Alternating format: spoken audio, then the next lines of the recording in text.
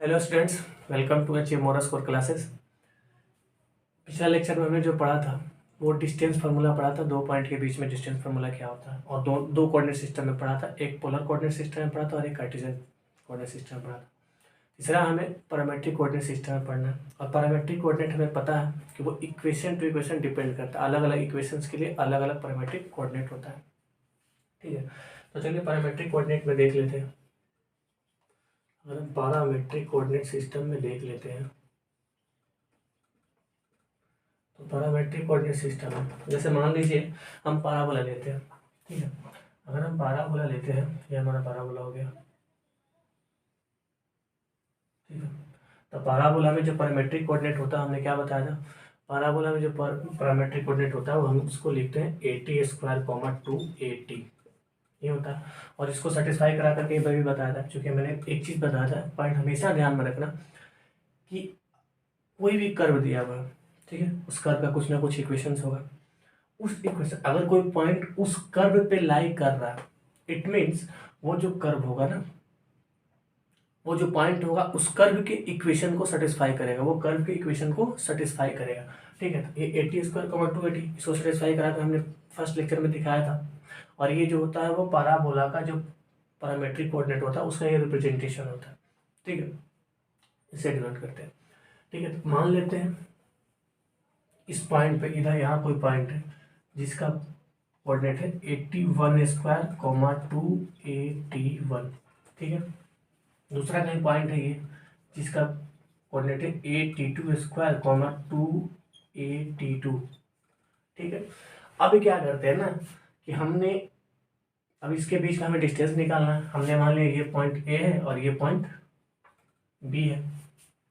इन दोनों के बीच का जो डिस्टेंस होगा क्या होगा, वो ए कॉमा बी, मतलब A B, A comma B नहीं, ए बी, मतलब ए बी जो होगा वो इसके बीच का डिस्टेंस होगा। ठीक है, इन दोनों पॉइंट के बीच का डिस्टेंस क्या होगा, तो दोनों पैरामेट्रिक कोऑर्डिनेट जो दिया हुआ उसके बीच का डिस्टेंस क्या है, वो ए बी है। तो हमें पता है, जो हमने पढ़ा है कार्टेशियन कोऑर्डिनेट सिस्टम का जो निकालने का जो फॉर्मूला होता है वो क्या होता है, x2 - x1 का whole square plus y2 - y1 का होल स्क्वायर। और वही फार्मूला यहाँ पे यूज कर सकते हैं। ठीक है, और यही फार्मूला यूज करके हम निकाल सकते हैं। तो जैसे मान लो अगर हम निकालते हैं तो ए बी इक्वल्स टू क्या हो जाएगा, ए बी इक्वल्स टू बताइए जी क्या होगा। फॉर्मूला क्या था, x2 - x1। यहाँ x2 क्या है, ये हो गया x2, y2, और ये हो गया x1, y1। तो x2 - x1 कितना हो जाएगा, 82² - 81² का whole square plus y2 - y1 का होल स्क्वायर। तो y2 - y1 282 - 281 का होल स्क्वायर, ये हुआ ना। अब देखिए इसको सॉल्व करते हैं। यहाँ पे देखो a है, यहाँ भी a है, यहाँ से a कॉमन करेंगे और इसका स्क्वायर है तो a² बाहर आ जाएगा। अब t2² - t1², t2² - t1² का स्क्वायर प्लस, यहाँ देखो 2a कॉमन है, यहाँ भी 2a कॉमन है, तो अगर ये 2a को बाहर निकालेंगे तो ये कितना हो जाएगा, 4a² t2 - t1 का स्क्वायर, ये होगा। अब देखिए ये a² - b² के फॉर्म में है, इसको भी हटा देते हैं। इस वाले पोर्शन को देखते हैं तो ये a² - b² के फॉर्म में है, और a² - b² क्या होता है, a + b × a - b, ये होता है ना। इसको उस फॉर्म में तोड़ के देखते हैं, a² × a² - b², तो a + b कितना हो जाएगा, t2 है ना, t2 प्लस t1 हो जाएगा, और ये हो जाएगा t2 - t1। सिर्फ इसको लिखे हैं इस फॉर्म में, स्क्वायर है तो यहाँ भी स्क्वायर और यहाँ भी स्क्वायर, समझ में आ गया, प्लस 4a² t2 - t1 का स्क्वायर। ये रूट तो रहेगा ही, रूट तो कहीं जाएगा नहीं। ठीक है, अब देखिए इसमें a² कॉमन है, इस पोर्शन और इस पोर्शन में क्या कॉमन है, a² कॉमन है, एंड t2 - t1 का होल स्क्वायर कॉमन है। तो a² रूट से बाहर निकलेगा तो a हो जाएगा, और t2 - t1 का होल स्क्वायर रूट से बाहर निकलेगा तो क्या होगा, t2 - t1 हो जाएगा। तो बचेगा क्या, t1 + t2 का होल स्क्वायर और प्लस इधर से 4 बचेगा। तो ये होगा पूरा सॉल्व करने के बाद। मतलब पैरामेट्रिक कोऑर्डिनेट में भी अगर दो पॉइंट के बीच का हमें डिस्टेंस निकालना है तो सिंपली क्या करना है, उसका रिप्रेजेंटेशन तो हमें पता होता है क्या होता है, अलग अलग इक्वेशंस के लिए अलग अलग पैरामेट्रिक कोऑर्डिनेट होता है। जैसे हमने पाराबोला को लिया तो पाराबोला में क्या होता है 80² 280। अब दो पॉइंट्स है तो उसको क्या कर दें T1 T2 कर दिए। ठीक है, यहाँ पैरामीटर क्या है, वो टी ही तो पैरामीटर है, तो यहाँ टी पैरामीटर है, तो दो पॉइंट्स के लिए क्या होगा T1 T2 कर दिए, एक पॉइंट के लिए T1 दूसरे के लिए T2 कर दिया आपने। ठीक है, और उसके बाद सिंपली क्या करना है कि जो हमने कार्टेशियन में पढ़ा है, जो फार्मूला होता है x2 - x1 का whole square plus y2 - y1 का होल स्क्वायर, उसी को हमने सिंपली क्या यहाँ पे यूज किया, और यूज करने के बाद जो हमने रिजल्ट देखा, इस तरह से हमें क्या करना, यूज करना, और इस तरह से यही प्रोसेस होता है, और कोई प्रोसेस है नहीं, रट्टा मार के कुछ नहीं कर सकते हम लोग। जितना समझना समझिए, समझ करके। तो हमने ये क्वेश्चन पढ़ लिया, हमने ये टॉपिक क्लियर कर लिया। पैरामेट्रिक कोऑर्डिनेट सिस्टम में भी दो पॉइंट के बीच का जो डिस्टेंस होता है वो क्या होता है। ठीक है, अब चलिए बात करते हैं। चलिए एक क्वेश्चन कर लेते हैं हम लोग। वो क्वेश्चंस क्या होगा मैं बता दे रहा हूँ। बोलिएगा क्वेश्चन में कि पोलर कोऑर्डिनेट हमें निकालना है किसका, -√3, -1 का। ठीक है, जो क्वेश्चन है कि -√3, -1 का पोलर कोऑर्डिनेट क्या होगा। अच्छा, सबसे पहले हम क्या करेंगे, इस चीज को देखेंगे ये किस फॉर्म में है। ये जो है कार्टेशियन फॉर्म में है, तो कार्टेशियन फॉर्म को इसको क्या चाहिए, पोलर कोऑर्डिनेट में चाहिए, मतलब पोलर के फॉर्म में चाहिए। तो पोलर के फॉर्म में करने के लिए सबसे पहले हमें क्या करना होगा, हमें सिंपली एक्स एक्सिस और वाई एक्सिस को ड्रॉ करो। ठीक है, ध्यान से देखो, ये हो गया हमारा एक्स एक्सिस और ये हो गया हमारा वाई एक्सिस। इधर क्या होगा एक्स डैश मतलब -x एक्सिस, और ये हो गया वाई डैश मतलब -y एक्सिस। ठीक है, अब बात करते हैं कि ये जो पॉइंट है ना -√3, -1, मतलब दोनों कोऑर्डिनेट इसका नेगेटिव है। तो दोनों कोऑर्डिनेट नेगेटिव किस कोऑर्डिनेट में होता है, तो first quadrant, second quadrant, third quadrant, fourth quadrant. इसमें देखिए ये नेगेटिव है और ये भी नेगेटिव है, दैट मीन्स इधर कहीं पॉइंट लाई कर रहा होगा, इस क्वाड्रेंट में इधर कहीं लाई कर रहा होगा।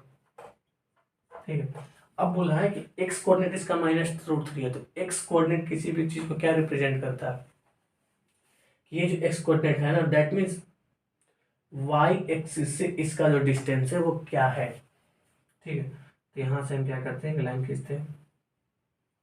तो ध्यान से देखिए, वाई एक्सिस से इस पॉइंट का डिस्टेंस क्या है, यही तो है वाई एक्सिस से, जो कितना हो गया, ये हो गया √3, मतलब -√3 हो गया, और ये कितना है, तो ये है -1। तो हमें पोलर फॉर्म में चाहिए, तो पोलर फॉर्म कहता है क्या कि कोई भी पॉइंट हो ना, उसका ओरिजिन से डिस्टेंस देखेंगे कितना है। तो ओरिजिन से डिस्टेंस ये हो गया हमारा ओरिजिन, तो ओरिजिन से डिस्टेंस क्या होगा, यही तो ओरिजिन से डिस्टेंस होगा। और जब यही ओरिजिन से डिस्टेंस होगा तो ये कितना है, थीटा। समझ में आ रहा है ना, ये थीटा हो गया। तो यहाँ देखो ये राइट एंगल ट्रायंगल बन रहा है, तो राइट एंगल ट्रायंगल में इसका स्क्वायर प्लस इसका स्क्वायर इक्वल टू इसका स्क्वायर, समझ में आया, इसका स्क्वायर प्लस इसका स्क्वायर इक्वल टू इसका स्क्वायर। तो यहाँ से कितना हो जाएगा, -√3 का स्क्वायर प्लस -1 का whole square is equals to, अगर ये ए पॉइंट है और ये ओ पॉइंट है तो ए का स्क्वायर। तो यही तो हमें चाहिए ना, वो यही तो आर होता है ना, यही ना आर है। किसी भी पॉइंट को अगर पोलर फॉर्म में रिप्रेजेंट करना है तो आर कॉमा थीटा से रिप्रेजेंट करते हैं। और आर क्या होता है, आर कॉमा थीटा से रिप्रेजेंट करते हैं। आर क्या होता है, ओरिजिन से उस पॉइंट का डिस्टेंस, तो ओरिजिन से उस पॉइंट का डिस्टेंस हमें फाइंड आउट करना पड़ेगा ना, जो कि ओ ए है। तो इस फॉर्म में क्या है, राइट एंगल ट्रायंगल बन रहा है। तो राइट एंगल ट्रायंगल बन रहा है तो पाइथागोरस थ्योरम का यूज कर सकते हैं कि नहीं कर सकते, पाइथागोरस थ्योरम का यूज करेंगे।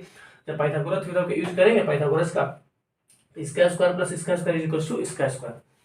तो ए का स्क्वायर, इसको ए को इधर ला देते हैं, √3 का स्क्वायर कितना 3 और -1 का स्क्वायर कितना हो जाएगा 1, मतलब 4। ओ ए की अगर हम बात करें तो ये कितना हो जाएगा √4, मतलब दैट मीन्स 2, मतलब ये जो डिस्टेंस है वो कितना है 2 है, तो आर का वैल्यू आ गया 2। ठीक है, और थीटा निकालना है ना, चलिए आर को हम थीटा के टर्म में हम पोलर कोऑर्डिनेट को लिखते हैं। तो आर तो हमें निकल गया, लेकिन थीटा निकालने के लिए, तो थीटा निकालने के लिए मान लो ये क्या है, ये थीटा एंगल बना रहे हैं यहाँ पे, आर को हम थीटा के टर्म में लिखते हैं। तो यहाँ से अगर हम tan थीटा की बात करें तो tan थीटा क्या होगा, अरे परपेंडिकुलर बाई बेस, परपेंडिकुलर कितना है -1 और -√3, यही है ना। तो थीटा की अगर हम बात करेंगे तो tan inverse 1/√3, minus minus cancel हो जाएगा, तो tan कितना का वैल्यू 1/√3 होता है? tan इनवर्स 1/√3 कहने का मतलब होता है कि tan का कितना एंगल का वैल्यू जो होता है ना वो 1/√3 होता है। तो कितना होता है ये π/6 का, मतलब 30 का, तो π/6। अब ये जो थीटा आया ना वो क्या है, π/6। थीटा आया π/6, लेकिन हमें एक चीज ध्यान देना होगा कि पोलर कोऑर्डिनेट में वो आर कॉमा जो थीटा लिखता है ना, ये थीटा जो होता है ना वो पॉजिटिव एक्स एक्सिस से कितना एंगल बनाया है वो होता है। मैंने बताया था ना कि थीटा जो होता है वो पॉजिटिव एक्स एक्सिस से कितना, तो पॉजिटिव एक्सिस क्या ये है, यहाँ से इसका एंगल कितना होना इस लाइन का, तो थीटा तो हमें निकाल दिया। और यहाँ से यहाँ तक क्या है पाई, पाई प्लस थीटा कितना है π/6, π/6। तो ये एंगल जो थीटा निकलेगा, अगर थीटा की बात करें तो कितना होगा पाई प्लस π/6, दैट मीन्स ये 7π/6 हो गया। ठीक है ना, इसको थीटा डैश लिख देते हैं। ठीक है, थीटा डैश लिख देते हैं, ये पूरा थीटा डैश है।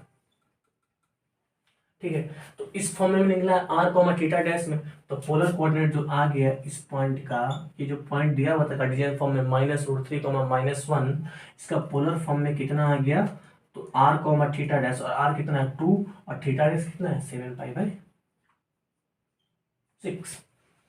इस तरह से पोलर को हमने क्या किया, कार्टेशियंस को पोलर कोऑर्डिनेट के फॉर्म में लिख दिया। और उसी हिसाब से हम क्या कर सकते हैं कि अगर पोलर में पॉइंट दिया हुआ तो कार्टेशियन फॉर्म में भी उसे लिख सकते हैं। ठीक है, हमें नहीं लगता कि इसमें आप लोगों को किसी चीज़ का कंफ्यूजन होना चाहिए, अगर होगा तो फिर आगे देखेंगे।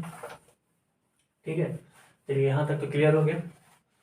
अब हम एक चीज़ देखते हैं कि अगर किसी ट्रायंगल में, ठीक है, ट्रायंगल का कितना वर्टेक्स होता है, 3 वर्टेक्स होता है। अगर किसी ट्रायंगल का तीनों वर्टेक्स गिवन है, ठीक है, तो तीनों वर्टेक्स अगर गिवन है तो उसका जो एरिया होगा ना उस ट्रायंगल का वो क्या होगा।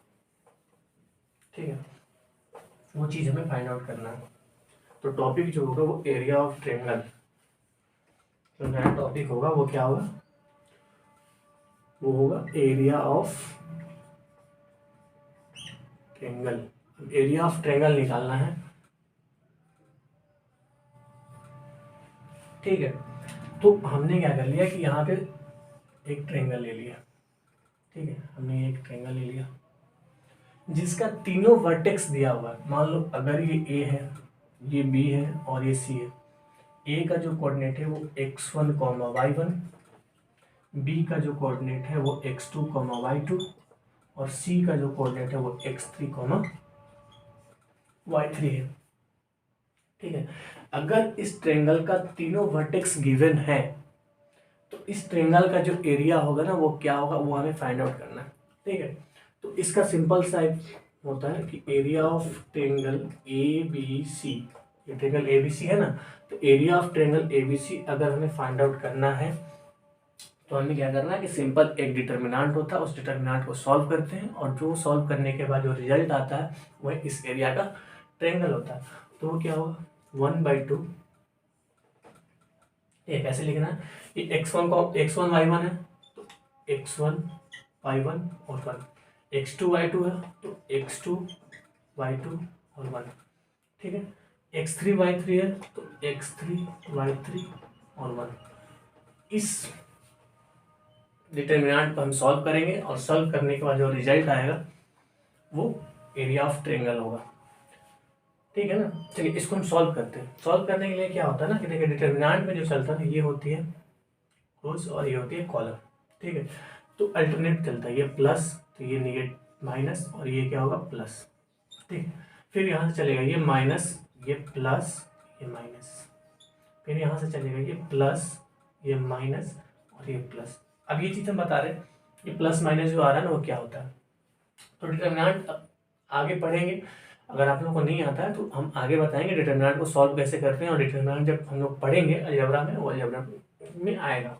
ठीक है, तो ये 1/2 जैसे है वैसे लिख देना। अब देखिए इसको क्या करेंगे ना कि या तो किसी पर्टिकुलर चीज़ को पढ़ेंगे, या तो रो को पकड़े या तो कॉलम को पकड़े।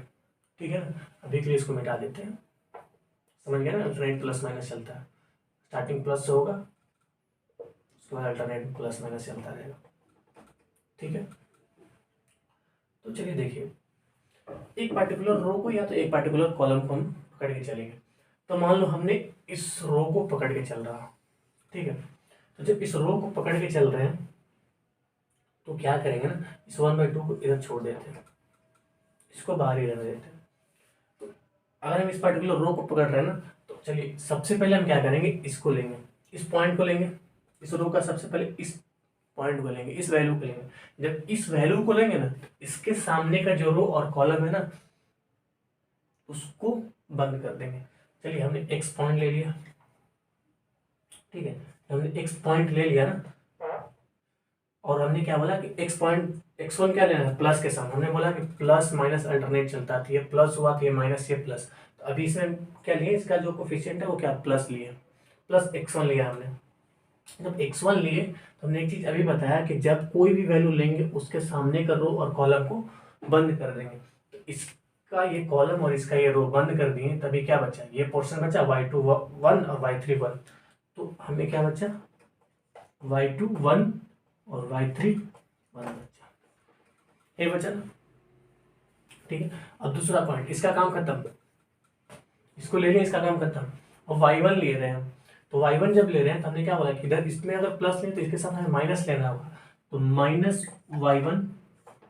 अब उसके बाद क्या हमने बोला कि रो और कॉलम को बंद कर देना। अगर y1 लिए तो इसका रो ये है और इसका कॉलम क्या ये है, तो बचा क्या, ये बचा x2 1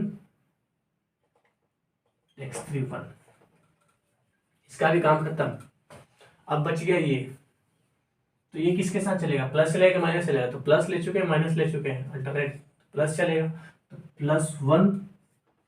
अब सामने का रो और सामने का कॉलम को बंद कर देना, तो इसका कॉलम ये है और इसका रो ये है, तो बचा क्या, ये पोर्शन बचेगा x2 y2 और x3,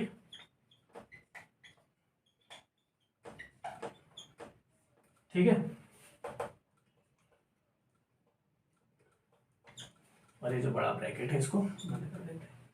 अब जो है ना 1/2, x1 को x1 लिख देते हैं। अभी क्या करेंगे, इसमें क्या चलता है ना, ये पोर्शन जब आया ना, इसमें चलता है कि इसका इससे मल्टीप्लीकेशन होता है और इसका इससे मल्टीप्लीकेशन होता है।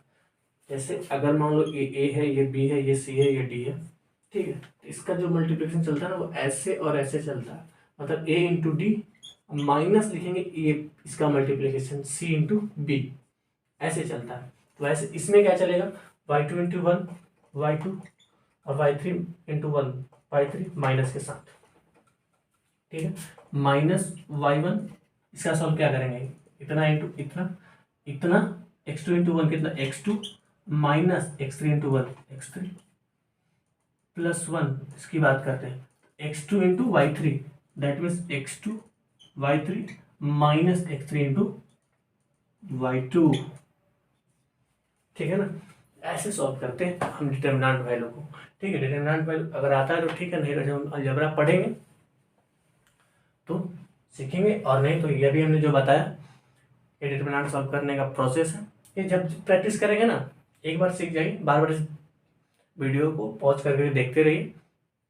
एक बार आप सीख गए उसके बाद कोई दिक्कत नहीं होने वाली है, इसमें फटाक फटाक क्वेश्चन बनेगा चुटकियों में। इसीलिए आपको इस चीज़ को बार बार देखना है, ये जब तक आपको क्लियर ना हो। अगर ये क्लियर हो जाए देना आगे बढ़िए, ठीक है। तो इस तरह से हम area of triangle find out करते हैं अगर किसी ट्रायंगल का वर्टेक्स गिवन है तो।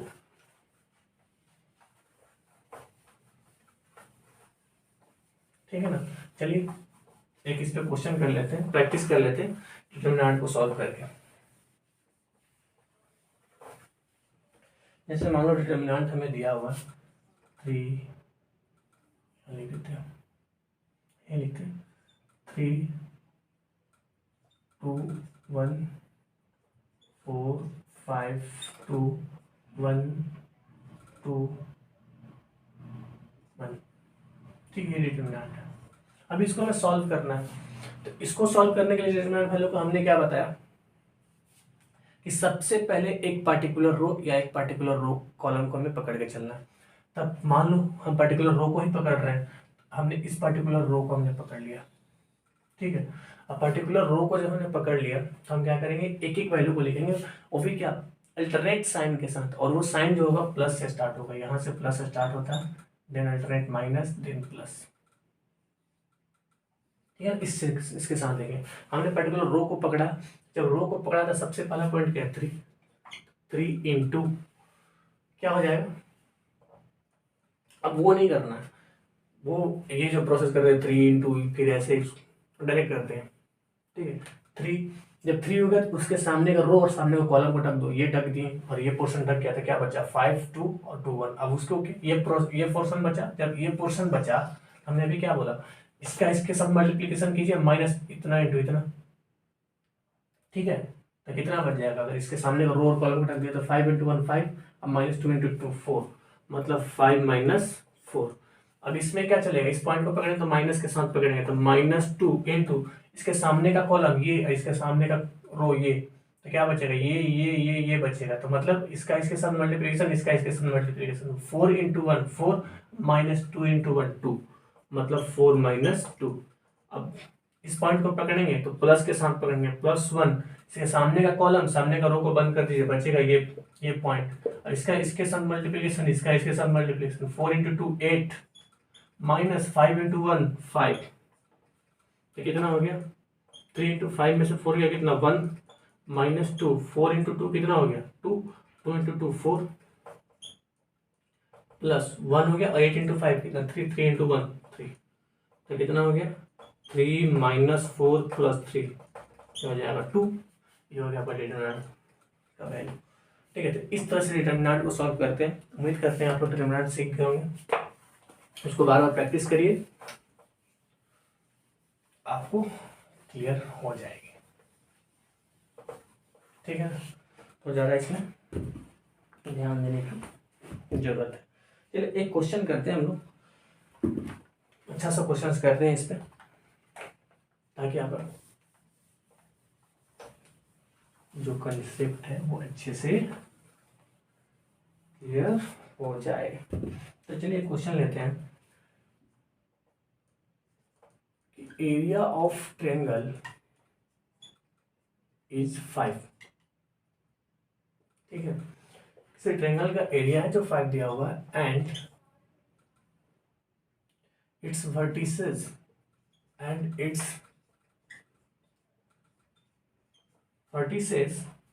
are 2, 1 and 3, -2। ठीक है, if third vertex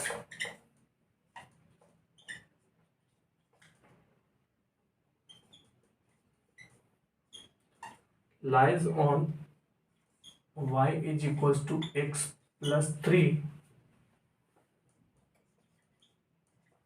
then it is, options दिए हुए हैं, ए 7, 13, बी 7/2, 13/2, सी दिया हुआ 7/4, 13/4। ठीक है, और डी दिया हुआ है 1, 4। चलिए क्वेश्चन है, अच्छा सा क्वेश्चन है कि एक ट्रायंगल है जिसका एरिया जो दिया हुआ है ना वो 5 दिया हुआ है। ठीक है, और उस ट्रायंगल का 2 वर्टेक्स दिया हुआ है और दोनों का वैल्यू दिया हुआ है कि 2, 1 और 3, -2 है, और जो थर्ड वर्टेक्स है वो बोल रहा है कि वो किसी लाइन पे लाई कर रहा है और वो लाइन जो है वो y = x + 3 है। ठीक है, तो बोल रहा है कि वो जो थर्ड वर्टेक्स है वो क्या है, उस थर्ड वर्टेक्स को फाइंड आउट करना है। तो चलिए मान लेते हैं ये हमारा ट्रायंगल है, जो ट्रायंगल गिवन है वो ट्रायंगल हमारा ये है। ठीक है, जिसका एक वर्टेक्स दिया हुआ, 2 वर्टेक्स दिया हुआ, एक का दिया हुआ 2, 1 और दूसरा दिया हुआ 3, -2। लेकिन मान लेते हैं ये ए पॉइंट है, ये हमारा बी पॉइंट है। ठीक है, अब जो थर्ड वर्टेक्स है वो सी वर्टेक्स मान लो, वो जो थर्ड वर्टेक्स है ना वो किसी लाइन पे लाई कर रहा है और जो लाइन है वो y = x + 3। तो मान लेते हैं यहाँ से एक लाइन गुजर रहा है जिसपे थर्ड वर्टेक्स लाई कर रहा है, वो लाइन सी है, और ये जो लाइन है वो क्या है तो y equal to X plus three. तो जो वर्टेक्स सी है ना, थर्ड वर्टेक्स, वो इस लाइन, जो लाइन का equation y equal to X plus three दिया हुआ है, इस लाइन पे वो थर्ड वर्टेक्स लाई कर रहा है। तो बोला कि ये थर्ड वर्टेक्स का वैल्यू क्या है वो बताओ। तो हमने क्या बोला, एक चीज़ हमने बताया था ना आप लोग, हमने इस बात को बार बार रिपीट किया कि अगर कोई पॉइंट है किसी भी कर्व पे, दैट मीन्स वो पॉइंट उस कर्व के इक्वेशंस को सेटिस्फाई करेगा। तो ये तो पॉइंट है, ये पॉइंट क्या हमें नहीं पता, लेकिन ये जो लाइन है उस लाइन पे लाई कर रहा है कि नहीं कर रहा है, कर रहा है। तो अगर इस पॉइंट एक्स कोऑर्डिनेट भी होगा और वाई कोऑर्डिनेट भी होगा, अगर इस पॉइंट का अगर हम एक्स कोऑर्डिनेट मान लेते हैं कि अल्फा है, तो ये अल्फा जो होगा वो इस लाइन की इक्वेशन को सेटिस्फाई करेगा कि नहीं करेगा। तो y is equal to X plus three क्या है, ये लाइन है। तो हमने क्या माना है कि x कोऑर्डिनेट को अल्फा माना है, दैट मीन्स x अल्फा हो गया। तो y इज इक्वल टू कितना हो जाएगा, अल्फा प्लस थ्री। y कितना होगा, अल्फा प्लस थ्री। हमने क्या बोला कि ये जो पॉइंट होता है, कोई भी पॉइंट अगर उस कर्व के इक्वेशन पे लाई कर, उस कर्व पे लाई कर रहा है, दैट मीन्स वो पॉइंट उस कर्व के इक्वेशन को सेटिस्फाई करेगा। अब ये थर्ड वर्टेक्स होगा क्या, पॉइंट है, इसका कुछ ना कुछ कोऑर्डिनेट है। तो हमने क्या मान लिया कि इसका एक्स और वाई कोऑर्डिनेट होगा, तो हमने एक्स कोऑर्डिनेट को अल्फा मान लिया। तो जब एक्स कोऑर्डिनेट अल्फा मान लिया, दैट मीन्स ये जो अल्फा होगा इस इक्वेशन को सेटिस्फाई कर रहा होगा, और किया तो एक्स का वैल्यू अल्फा हो गया, दैट मीन्स वाई कितना हो गया, अल्फा प्लस थ्री हो गया। तो इसका वाई कोऑर्डिनेट कितना हो गया, अल्फा प्लस थ्री हो गया। समझ में? अगर हमने x को अल्फा माना तो y ऑटोमेटिक कितना हो गया, अल्फा प्लस थ्री हो गया। क्यों, क्योंकि ये इस इक्वेशन को सेटिस्फाई कर गया। समझ में आ गया। तो अब देखिए कि एरिया ऑफ ट्रायंगल 5 दिया हुआ है, और ये देखिए ट्रायंगल का तीन वर्टेक्स है, तीन वर्टेक्स हमें मिल गया। जब तीन वर्टेक्स हमें मिल गया तो एरिया ऑफ ट्रायंगल निकालेंगे, और जब एरिया ऑफ ट्रायंगल निकालेंगे, तो ये क्वेश्चन तो हमने देख लिया, कोई दिक्कत नहीं। हमें ये चीज़ याद रखना कि एरिया ऑफ ट्रायंगल 5 दिया हुआ क्वेश्चन में, ठीक है। तो जगह की कमी है।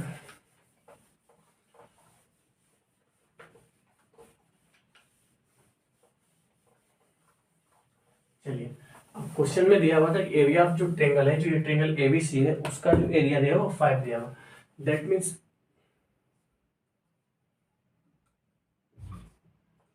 एरिया ऑफ ट्रायंगल एबीसी कितना निकालेंगे, तीन वर्टेक्स अगर दिया हुआ है तो फॉर्मूला में पढ़ा था 1/2 इंटू डिटर्मिनेंट कितना 2 1 1 x1 y1 1 3 माइनस 2 1, और इसका क्या होगा अल्फा अल्फा प्लस 3 और 1, और ये वैल्यू क्वेश्चन में दिया हो कि वो 5 के बराबर है, ठीक है। तो अब देखो ये 1/2 है, इधर जाके क्या होगा मल्टीप्लिकेशन में, डिवाइड में 2 इधर जाके मल्टीप्लिकेशन में, तो हम यहीं से कर लेते हैं कि ये जाकर के इधर कितना हो जाएगा 10 बन जाएगा। समझ रहे हैं ना, ये 10 बन जाएगा। अब ये जो होगा ये 10 के बराबर है। तो हमने क्या पढ़ा, डिटरमिनेंट को कैसे सॉल्व करते हैं। तो किसी पर्टिकुलर रो या कॉलम का पकड़ लेते हैं, तो हमने इस पर रो को पकड़ लिया। जब रो को पकड़ लिया तो ये प्लस के साथ चलेगा, तो 2 इंटू इस रो को कॉलम को, इस कॉलम को और रो को हम क्या करें बंद कर दें, तो ये बचेगा वैल्यू, मतलब -2 इंटू 1 कितना -2, और माइनस के साथ देखेंगे अल्फा प्लस 3 इंटू 1 कितना होगा minus alpha minus 3। Alpha plus 3 होगा ना, तो अल्फा प्लस 3 को माइनस से मल्टीप्लाई करें तो हम अल्फा के साथ भी माइनस जाएगा और 3 के साथ भी माइनस जाएगा, ठीक है। -1 क्योंकि 1 है, यहाँ प्लस ले लिए तो यहाँ क्या चलेगा माइनस चलेगा, और यहाँ क्या चलेगा प्लस चलेगा, तो -1। तो -1 दैट मीन्स ये कॉलम और ये रो को बंद करेंगे तो बचेगा 3 इंटू 1 कितना 3, और अल्फा इंटू 1 माइनस अल्फा, मतलब 3 माइनस अल्फा प्लस 1। तो इसका कॉलम इसको रो को बंद करें तो क्या बचेगा 3 इंटू अल्फा प्लस 3, मतलब कितना 3 अल्फा प्लस 9 माइनस 2 अल्फा, और माइनस के साथ कितना प्लस 2 अल्फा, ये होगा ना इज इक्वल्स टू 10। अब इसको सॉल्व करते हैं, 2 इंटू -2 कितना होगा -4, 2 एक चीज देख लेते हैं यहाँ पे -3 और -2 कितना होगा -5, -5 इंटू 2 कितना होगा -10, और 2 इंटू माइनस अल्फा -1 इंटू 3 कितना -3, और -1 इंटू माइनस अल्फा कितना होगा plus alpha, 1 into 3 alpha 3 alpha plus 2 alpha कितना 5 alpha into 1 5 alpha plus 9 is equals to कितना हो गया 10। तो यहाँ से देखते हैं 5 alpha plus alpha 6 alpha minus 2 alpha कितना हो जाएगा 4 अल्फा। अब यहाँ देखते हैं -10 -3 -13 और 9 कितना हो गया -4 और -4 इधर जाके कितना होगा प्लस। तो 10 प्लस 4 कितना हो गया 14। तो अल्फा कितना आ गया 14/4 दैट मीन्स 7/2। जब अल्फा 7/2 हुआ दैट मीन्स क्या हो गया अल्फा 7/2। तो अल्फा 7/2 मतलब एक्स कोऑर्डिनेट 7/2 ऑप्शंस जो दिया तो 7/2। अब अल्फा 7/2 हो गया दैट मीन्स वाई कोऑर्डिनेट कितना होगा तो वाई कितना है अल्फा प्लस 3 है तो 7/2 प्लस 3 तो कितना हो जाएगा 13/2। तो जो ऑप्शंस आएंगे वो 7/2 13/2। ये हो गया थर्ड क्वाड्रेंट। तो आज का जो लेक्चर है यहीं पे समाप्त करते हैं और क्वेश्चंस को प्रैक्टिस करते रहिए। जितना क्वेश्चंस के लिए नहीं है सर मैं हमसे पूछा कीजिए, सारे क्वेश्चंस को हम अच्छे से सॉल्व करेंगे, कहीं कोई दिक्कत नहीं आनी चाहिए। तो आज का क्लास यहीं पर खत्म करते हैं। थैंक्स।